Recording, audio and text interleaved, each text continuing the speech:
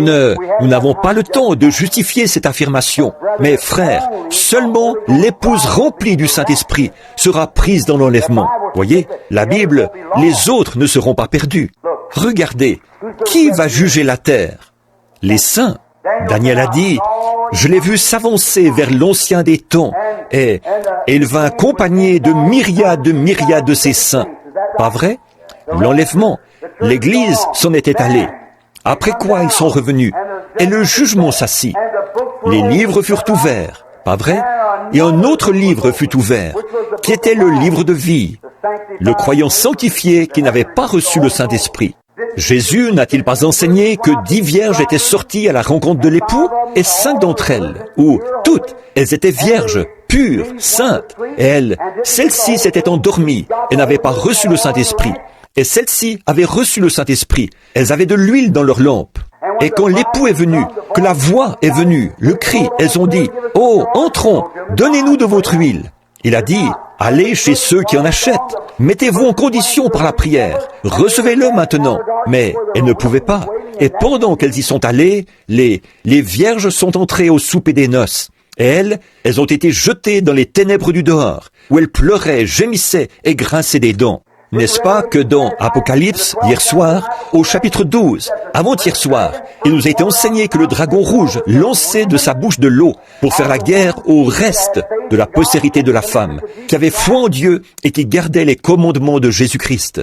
Vous, les femmes, quand vous posez un patron, c'est une belle pièce de tissu, du même tissu, mais vous prenez, disons, comme ceci. Vous posez votre patron exactement comme vous avez l'intention de le tailler. Ensuite, vous le taillez. C'est vous qui décidez. Mais vous prenez le tissu que vous avez taillé, qui sera utilisé pour faire votre vêtement.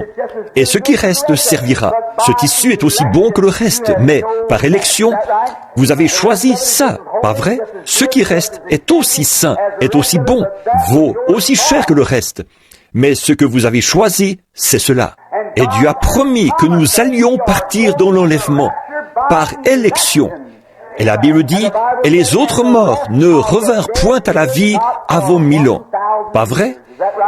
Parce que seulement, vous ne serez pas perdus, mais c'est l'épouse remplie du Saint-Esprit qui partira dans l'enlèvement. Les autres passeront au jugement, alors qu'elle, non.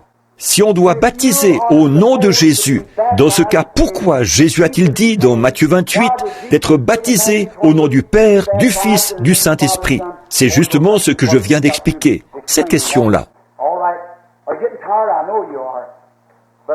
Est-ce que la fatigue commence à vous gagner? Je sais que oui. Mais Dieu n'a-t-il pas égard au baptême du Père, du Fils, du Saint-Esprit? N'est-ce pas qu'il y a des personnes baptisées dans ce nom, dans ces noms, et qui ont reçu le Saint-Esprit? Jésus est-il venu glorifier le Père? N'est-ce pas que ce baptême serait reconnu comme valide? Oui, Jésus est venu glorifier le Père. Regardez, dans Jean, au chapitre 14, si vous voulez bien attendre, peut-être encore 3, et nous aurons terminé, je crois. Regardez, et demain, nous en aurons de nouvelles. Là, parce que j'en recevrai sûrement quelques-unes en réaction à ce soir, je crois. Remarquez, mais ceci, c'est le culte, ceci. Nous continuons. Regardez, Jésus est venu manifester le Père. Regardez, au commencement, Dieu a fait l'homme à son image. Pas vrai? Eh bien, Dieu, qu'est-ce que c'est? Un esprit. Dans Jean au chapitre 4, Jésus, en parlant à la femme au puits, il a dit, Dieu est esprit, et il faut que ceux qui l'adorent en esprit et en vérité. Pas vrai?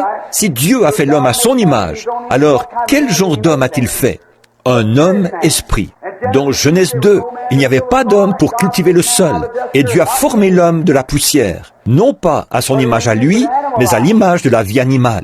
Il a placé l'esprit de l'homme dans cet homme animal-là, et celui-ci est devenu une âme vivante. Or, voilà la différence entre l'homme et l'animal. L'animal ne construit pas des automobiles et ne fait pas des choses susceptibles de lui rendre la vie plus facile, et ainsi de suite. C'est un animal, une bête. Il n'a pas d'âme. Il ne sait pas lire et écrire. Il ne sait pas converser, parler. C'est une bête. Par contre, l'homme est dans une chair semblable à celle de la bête, mais il a en lui une âme qui vient de Dieu, ce qui le rend immortel. Et il peut inventer. Regardez tout ce qu'il peut faire. Il est presque égal à Dieu. Parce qu'il est un fils de Dieu, même dans son état déchu. Il est merveilleux. Regardez-le. Voyez, c'est ça. Ensuite, quand l'homme est tombé dans la chair, si Dieu avait envoyé un individu autre que lui-même, il aurait été injuste. Le seul moyen pour Dieu de le faire d'une manière juste, c'était de prendre lui-même la place de l'homme. Supposons que je fasse mourir frère Neville pour cette femme-ci. Supposons que je fasse mourir cette femme pour cette femme-ci. S'il se trouvait que j'ai ce pouvoir-là sur vous, je ne pourrais pas être juste et faire ça. Si je prononçais une sentence de mort et que je désirais que vous viviez, pour vous justifier, il faut que moi, je prenne votre place. Et alors Dieu, qui était à l'image de l'Esprit, ou plutôt sans image, la Bible dit que Dieu est sans forme. Très bien. Alors il fallait que Dieu prenne une forme, et il a couvert une vierge de son ombre, et a créé en elle une cellule sanguine, sans rapport sexuel, ni rien de semblable. Il a créé une cellule sanguine qui s'est développée pour former le Fils de Dieu. Et Dieu est descendu et habité dans son Fils, Jésus-Christ. Celui-ci était donc Dieu sur terre. Quand, dans Jean, Thomas a dit « Seigneur, montre-nous le Père, et cela nous suffit. » Il a dit « Il y a si longtemps que je suis avec vous, et tu ne me connais pas ?» Il a dit « Pourquoi dis-tu « Montre-nous le Père » ?» Voyons, il a dit « Quand tu me vois, tu vois le Père. Moi et mon Père, nous sommes un. Mon Père habite en moi. » Il n'y a pas longtemps, pendant que je parlais, une dame s'est levée d'un bond. Elle a dit « Oh, frère Branham !» Elle a dit « Je sais ce que vous voulez dire. Ils sont un. Bien sûr qu'ils sont un. » Elle a dit « Vous et votre femme aussi, vous êtes un. C'est de cette manière-là qu'ils sont un. » J'ai dit « Pardon. » J'ai dit « Pas eux. » J'ai dit « Me voyez-vous ?» Elle a dit « Bien sûr. » J'ai dit « Voyez-vous ma femme ?» Elle a dit « Non. » J'ai dit « Voilà. Donc leur unité, c'est autre chose que celle de moi et ma femme. » Voyez, j'ai dit « C'est vrai. » Jésus a dit, vous ne pouvez pas me voir sans voir le Père. Bien sûr que non. C'est la deuxième partie de la règle graduée de 90 cm, de cette même règle. C'est Dieu. Jésus-Christ était ou bien Dieu, ou bien le plus grand imposteur que la terre ait jamais porté. Écoutez, il n'y a pas longtemps, une femme a dit, elle a dit, je vais vous le prouver, une femme de la science chrétienne. Maintenant, mon ami de la science chrétienne, un instant, soyez respectueux. Vous voyez, elle a dit, je vais vous prouver qu'il n'était qu'un homme. Elle a dit, vous faites trop de cas de Jésus. J'ai dit, même si je le louangeais jour et nuit, je ne pourrais pas lui donner tout ce qu'il mérite. J'ai dit, ce n'est pas étonnant. Eh bien, Ésaïe a essayé de le nommer. Il a dit, il est admirable, conseiller, prince de la paix, Dieu puissant, Père éternel. Tout cela, il est l'alpha, l'oméga, le commencement et la fin, la racine et la postérité de David, l'étoile brillante du matin, le Père, le Fils et le Saint-Esprit. En lui habite corporellement la plénitude de la divinité, dit la Bible. La plénitude de Dieu était en lui. Elle a dit, je vais vous dire une chose, quand il est allé prier pour Lazare, ressusciter Lazare, elle a dit, je vais vous prouver qu'il n'était qu'un homme. J'ai dit, j'aimerais vous voir le faire. Elle a dit, la Bible dit qu'il pleura. C'est la preuve qu'il était un homme. Il pouvait pleurer. J'ai dit, bien sûr, c'était le Fils qui pleurait. Il était un homme Dieu. Il était un être train, tout comme moi, tout comme vous. Nous sommes âme, corps et esprit. Il était Père, Fils et Saint-Esprit, la divinité de Dieu. Voilà qui il était. Il était la divinité lui-même. Comment pouvait-il faire quoi que ce soit là-bas, alors que ses propres enfants réclamaient son sang? S'il s'était agi d'autre chose, c'était là ses propres enfants qui réclamaient son sang. Ce n'est pas étonnant qu'il ait pleuré à cause d'eux. Comment est-ce qu'un homme, alors que ses propres enfants réclamaient son sang, quel pouvait être son sentiment? Soit de les condamner aux peines de l'enfer pour toujours, ou bien de donner sa vie. Il était Dieu qui donnait sa vie pour ses enfants. La divinité habitait en lui. Voilà qui il était. Cette femme a dit, regardez, elle a dit, Révérend Branham, je vais vous le prouver. Quand il a pleuré, c'était la preuve qu'il était un homme. J'ai dit, madame, il était un homme quand il prie ou quand il pleurait. C'est vrai, il était un homme quand il pleurait. Mais quand il a redressé son petit corps frêle et qu'il a dit à un homme qui était mort depuis 4 jours, Lazare, sors!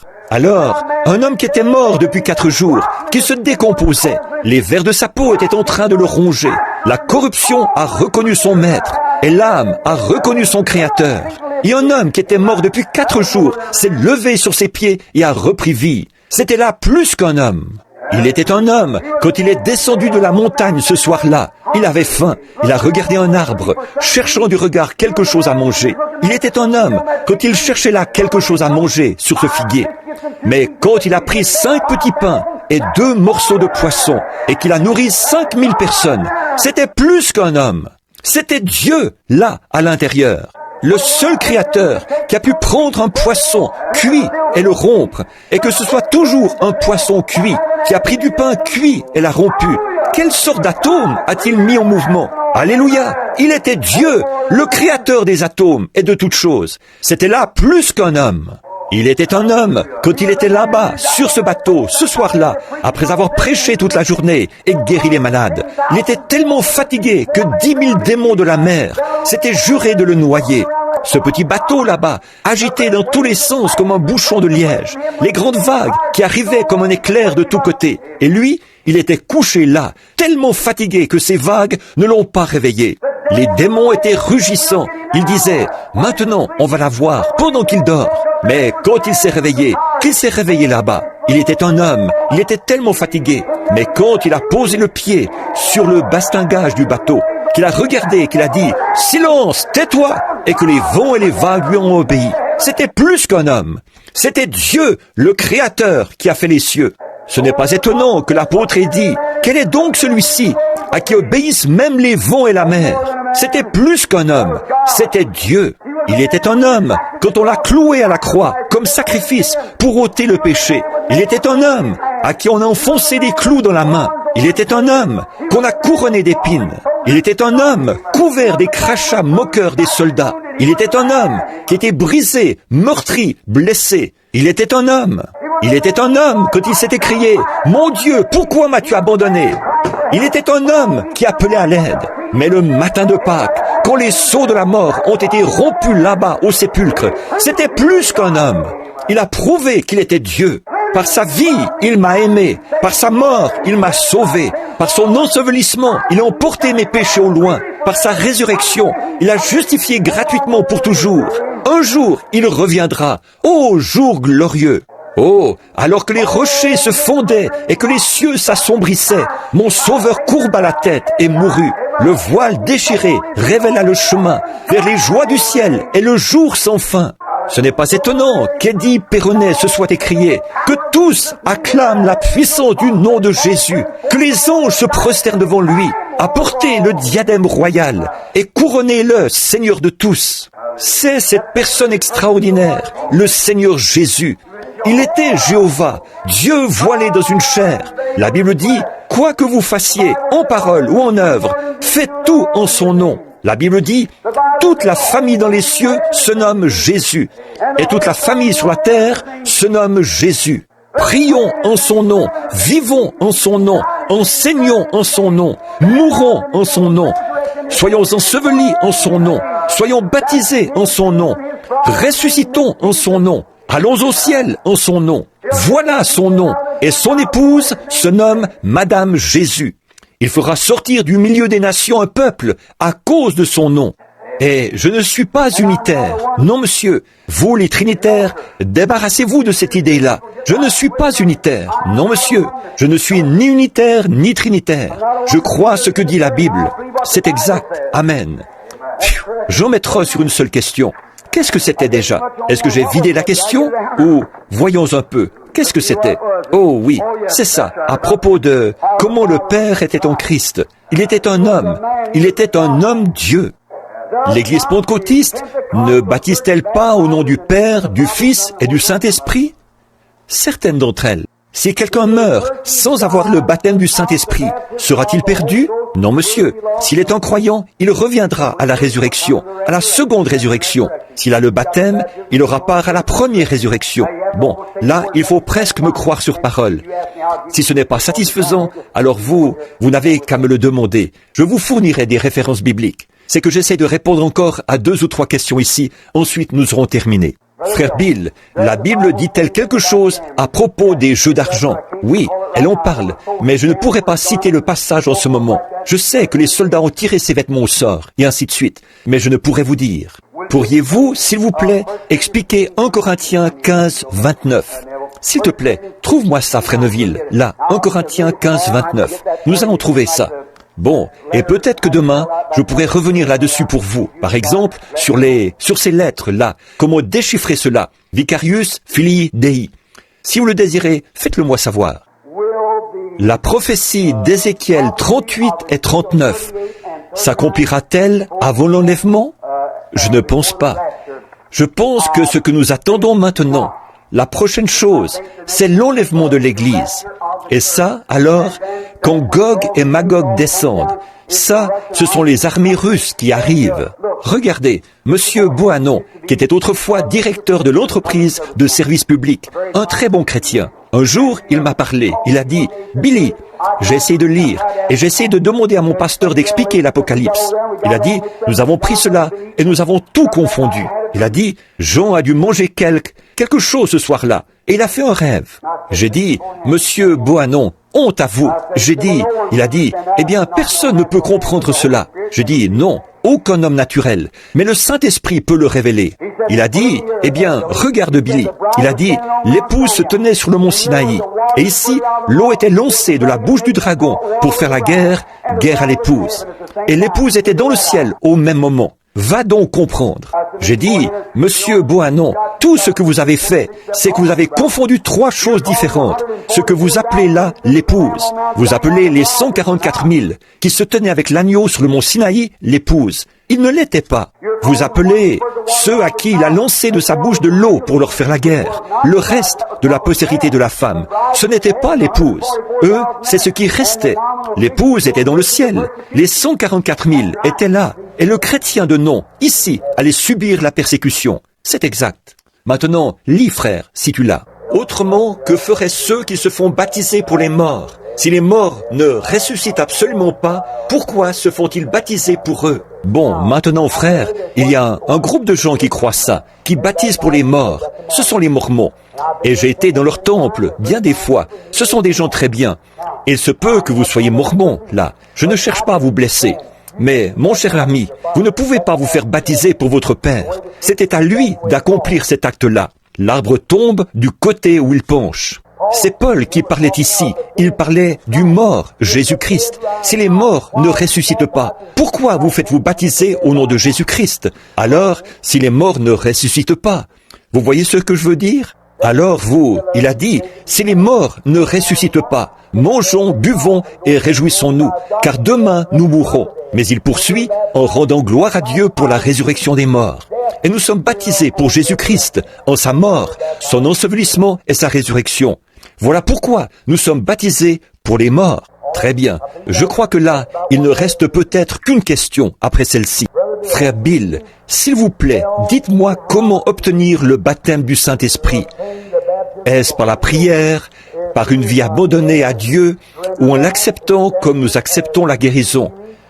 Je sais ce que c'est qu'avoir la foi pour la guérison. Après que vous avez prié pour moi ici, est-ce que vous priez et imposez les mains aux gens pour qu'ils reçoivent le baptême du Saint-Esprit? J'ai été baptisé au nom du Père, du Fils et du Saint-Esprit. S'il vous plaît, dites-moi si je dois me faire rebaptiser au nom de Jésus, comme vous en avez parlé dernièrement. Maintenant, mon cher ami chrétien, là, je ne vous dis pas ce qu'il faut faire. Je ne fais que préciser ce que dit l'Écriture. Et le savez-vous, là, le Saint-Esprit peut venir à l'instant même, pendant que nous parlons. Le Saint-Esprit est un don de Dieu. Voyez, c'est un don de Dieu. Il pourrait venir pendant que nous parlons. Et je vais vous dire une chose. Si les gens étaient bien enseignés, certains d'entre vous, les vieux de la vieille, ici, je vais vous demander quelque chose. À vous, les vieux de la vieille, qui avez fréquenté ce tabernacle, quand je baptise les gens, observez. Et vous, les ministres, suivez cet exemple. J'ai pris soin d'apporter aux gens l'enseignement, si bien qu'ils mettaient de l'ordre dans leur vie avant qu'ils s'approchent de l'eau. Et je les amenais à croire que Dieu était tenu d'exécuter sa promesse, que dès qu'ils se faisaient baptiser au nom de Jésus-Christ, le Saint-Esprit était là pour accepter cela. Et quand ils ressortaient de l'eau, ils recevaient le Saint-Esprit. C'est vrai, vous n'avez qu'à, berger, enseigner à vos brebis, amenez-les dans la Bible, ici. Laissez tomber le vieux manuel d'une église quelconque. et prenez ce qu'il y a ici, dans la Bible, là où c'est Dieu qui a enseigné, et vous n'aurez pas ces problèmes. Oui, par l'imposition des mains, nous pouvons recevoir le Saint-Esprit, par l'imposition des mains d'une personne ointe. Frère Bill, est-ce du désordre que quelqu'un se lève et donne des messages en langue pendant que le prédicateur dispense la parole? Cette personne a 3 questions ici. Et la suivante est, de plus, est-ce du désordre de faire la même chose pendant l'appel à l'autel? Troisième question. De plus, est-ce du désordre que quelqu'un se lève dans l'église et réprimande un ministre à propos de quelque chose qu'il a dit ou qu'il a fait pendant la réunion, alors que celui-ci est derrière la chaire sacrée? Toutes ces choses ont été faites plusieurs fois au tabernacle. Bon, je vais répondre à ceci rapidement, là. Or, ceci concerne l'Église. Maintenant, aux nouveaux venus parmi nous, je dois maintenant donner une petite fessée à l'Église. Alors, si vous voulez bien patienter pendant un petit instant, vous voyez? Écoutez, mes enfants, ces dons sont merveilleux. Personne ne sait combien je vous apprécie et vous aime de l'amour divin. Mais ces dons peuvent vous faire du tort si vous ne les utilisez pas là où il faut. Regardez les gens aujourd'hui, des hommes très bien qui sont là, sur le champ de travail, qui prient pour les malades et les font payer pour le faire. C'est mal. Si un homme a la foi pour la guérison et qu'il prie pour les malades, il devrait être assez noble pour prier pour les gens sans qu'il soit question d'argent. Dieu merci. Frère, je tiens à dire cela, non pas en ma faveur, mais pour la gloire de Dieu. Pas une seule fois je n'ai soutiré de l'argent aux gens, ni rien comme ça. En fait, j'ai refusé un montant d'1 500 000 $ qui m'avait été donné comme offrande. Et vous êtes au courant, c'était ici même, dans le journal. Voyez, c'est vrai. Ce n'est pas pour, quand vous ferez ça, vous perdrez votre foi, là, auprès de Dieu. Maintenant, vous qui parlez en langue, qui avez des dons de langue, que Dieu vous bénisse. On a besoin de vous dans ce tabernacle. Je tiens à vous avoir ici. Mais bon, là, la chose se fait dans l'ordre. Ne faites jamais cela pendant que le prédicateur est en train de prêcher. En agissant ainsi, vous faites du désordre. Voyez, vous ne devez pas faire ça. En effet, la Bible dit, l'esprit du prophète est soumis au prophète. Et quand un homme est en train de prêcher, c'est lui qui a la parole, c'est lui qui a l'auditoire. C'est à travers lui que le Saint-Esprit va parler. Une fois qu'il a terminé, alors c'est le moment du message, vous voyez? Donc, ne faites pas de désordre. Si vous le faites, alors vous interrompez et vous attristez le Saint-Esprit pendant ce message qui est proclamé. Il n'y a pas longtemps, je me trouvais à une réunion quelque part à Washington. Il y avait plusieurs milliers de personnes assises là, et l'organisateur de mes réunions, qui est un vrai commentateur de la Bible, était en train de parler de la guérison divine. Il était loin, le Saint-Esprit parlait. Une dame s'est levée et s'est mise à parler en langue. Il a attendu un instant, puis il a repris. Le Saint-Esprit a commencé, attristé. On pouvait percevoir cela parmi les gens. Il a recommencé à parler, et elle s'est levée. Il a dit, « Sœur, asseyez-vous au nom du Seigneur. » Il a dit, « Vous faites du désordre. » Et les ministres l'ont pris à part et lui ont dit ce qu'il en était. Or, ce qu'il y a, c'est que ces dons sont dans le monde. Ils sont dans l'Église en ce moment. Les dons sont dans l'Église. Mais les pauvres petits-enfants, ils reçoivent ces dons sans avoir l'enseignement qui leur permet de savoir les maîtriser. Si vous les maîtrisez mal, vous ferez plus de tort que de bien. Voyez? C'est comme un homme qui va prier pour les malades et quelqu'un est guéri. Il lui dit, « Maintenant, il faudrait me donner 1 000 $ pour ça. » Or là, il a fait plus de tort que de bien. Il aurait été préférable que cet homme-là meure plutôt qu'un tel opprobre soit jeté sur la cause de Christ. Maintenant, quand le pasteur ou l'évangéliste ou qui que ce soit est en train de prêcher, gardez le silence. C'est Paul qui a dit de le faire, vous voyez? Bon, et puis il a dit, vous pouvez tous parler successivement. C'est absolument vrai. Et il a dit, je désire que vous parliez tous en langue. C'est bien, mais vous ne pouvez pas parler en langue à moins d'avoir le don des langues. Et il ne fait aucun doute qu'il y a de nombreux dons de langue dans cette église en ce moment.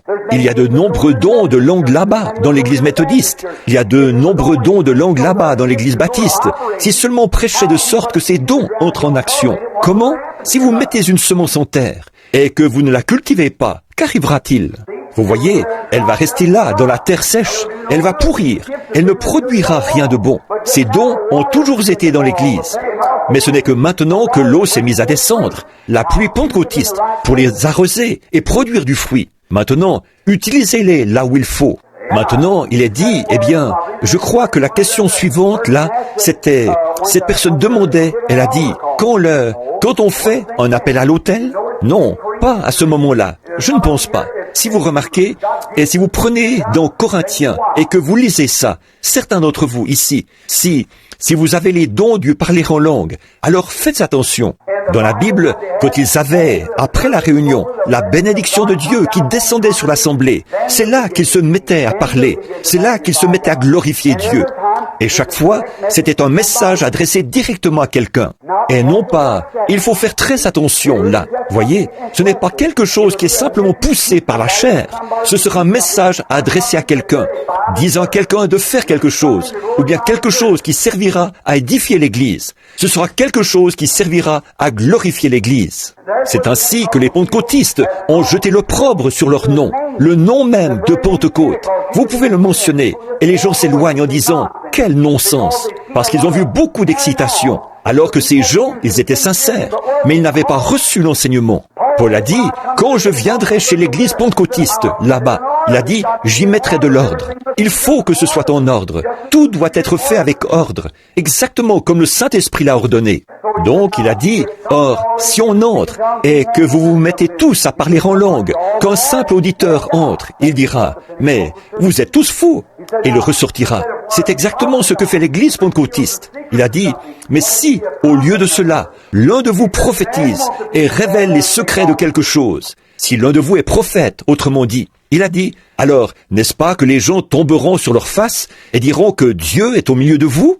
Eh bien, comment pourrais-je nier le don de parler en langue, alors que pour ça, il me faudrait nier le don de prophétie, il me faudrait nier ces autres dons. Or, la plupart des églises, des grandes églises, les Nazaréens, les pèlerins de la sainteté, et ainsi de suite, ils croient que si un homme parle en langue, il est un démon. C'est un blasphème contre le Saint-Esprit. Il n'y a pas de pardon pour ça. C'est ce que les Juifs ont fait. Ils se sont moqués des gens qui avaient le Saint-Esprit, et ils ont été condamnés et perdus à cause de ça. C'est exact. Jésus n'a-t-il pas dit, si vous dites un seul mot contre le Saint-Esprit, il ne vous sera jamais pardonné, ni dans ce siècle, ni dans le siècle à venir.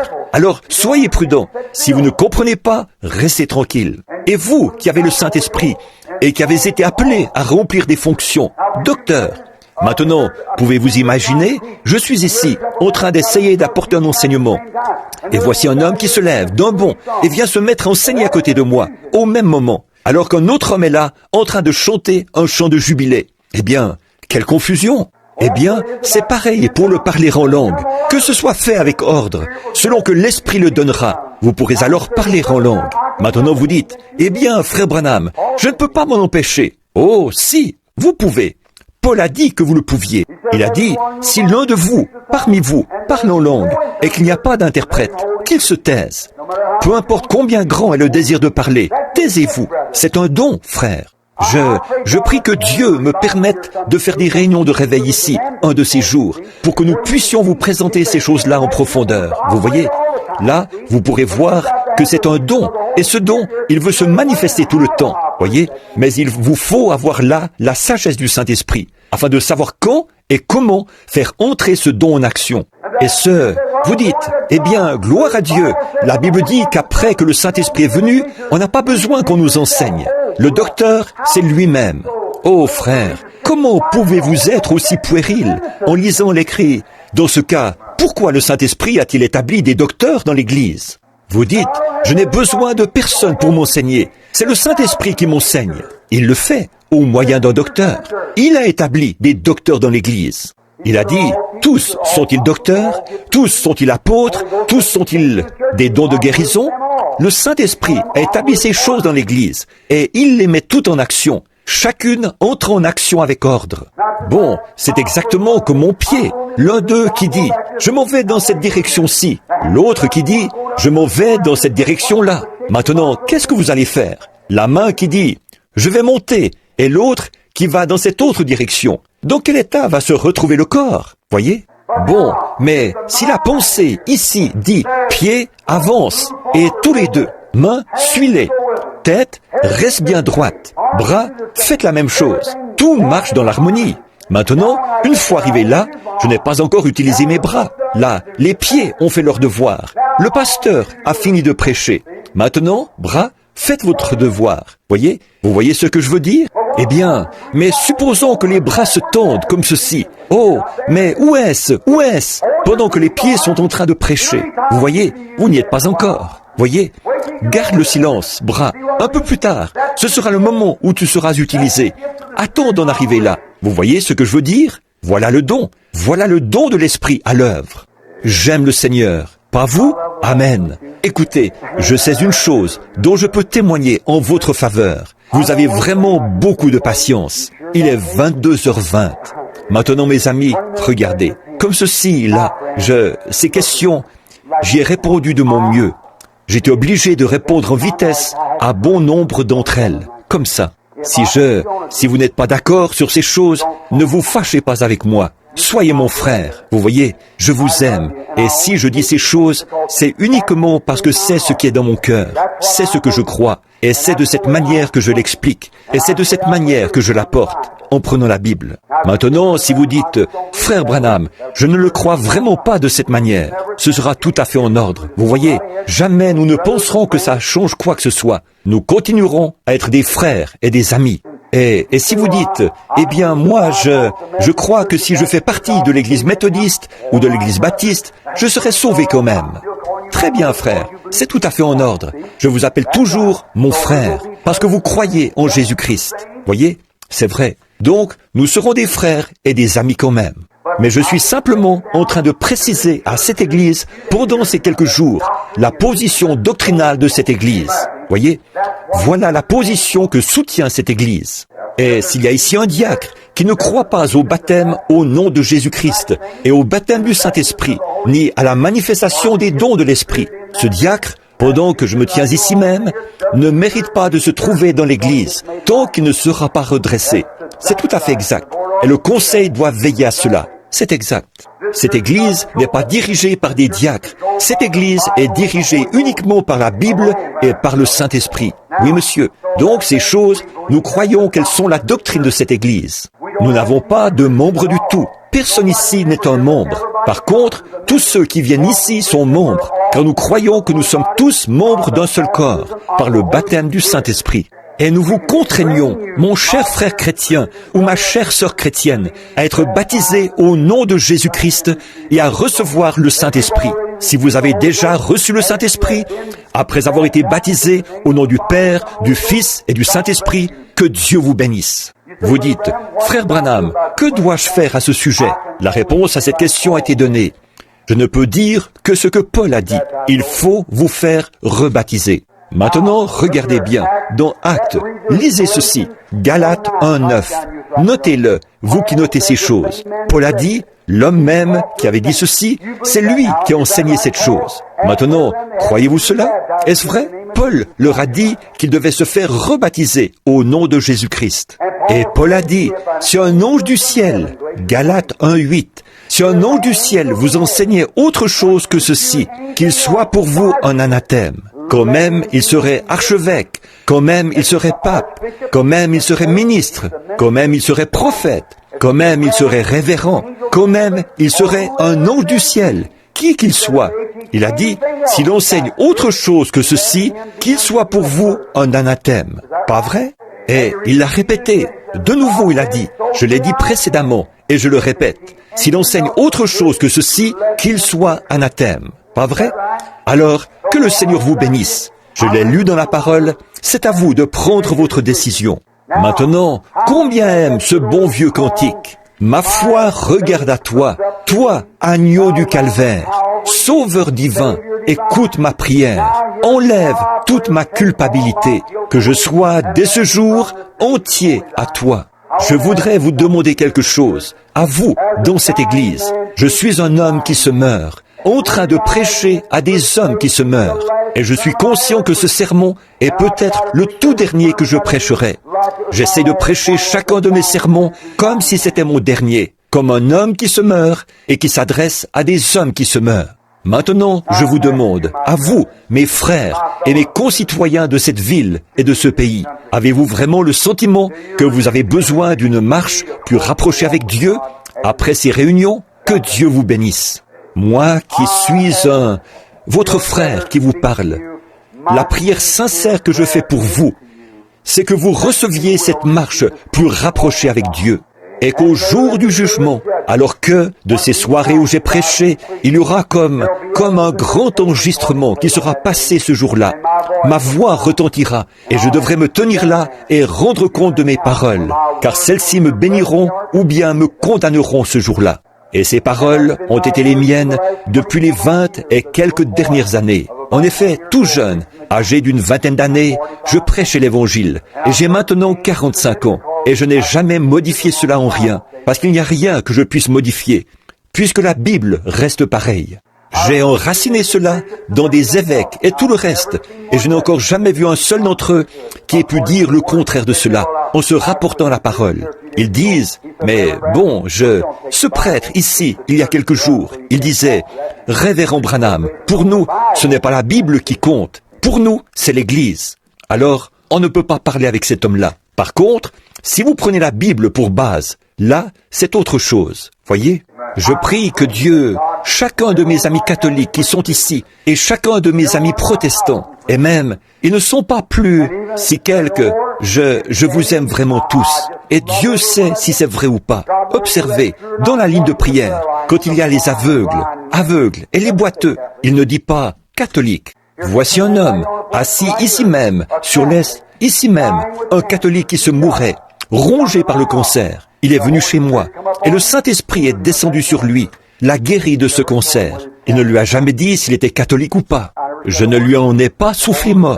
Il est venu, s'est fait baptiser au nom de Jésus-Christ, et a reçu le Saint-Esprit. Voilà l'homme, assis juste là, un homme d'affaires de Louisville. Oui, voyez, il ne demande pas si vous êtes catholique ou pas. Ce qui importe, c'est que votre cœur est faim de Dieu. Heureux ceux qui ont faim et soif de la justice, car ils seront rassasiés. Pas vrai? Amen. Que le Seigneur vous bénisse. Combien connaissent ce bon vieux cantique?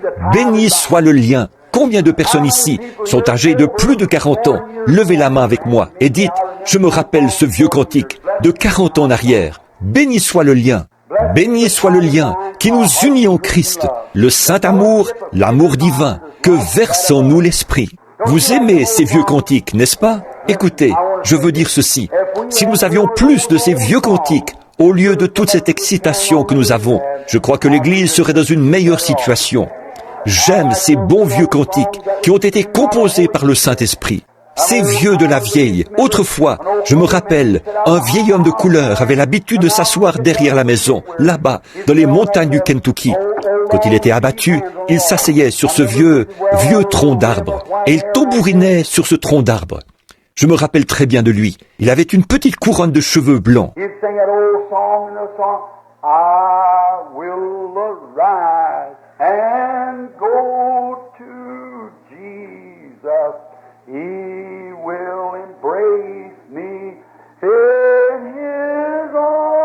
Il chantait ce vieux cantique, un vieux cantique. Je me lèverai, j'irai vers Jésus. Il me prendra dans ses bras, dans les bras de mon cher Sauveur. Oh, je trouve 10 000 joies. Ce n'est pas très mélodieux. Combien ont déjà entendu ce vieux cantique? Oh, c'est bien ça. Écoutez.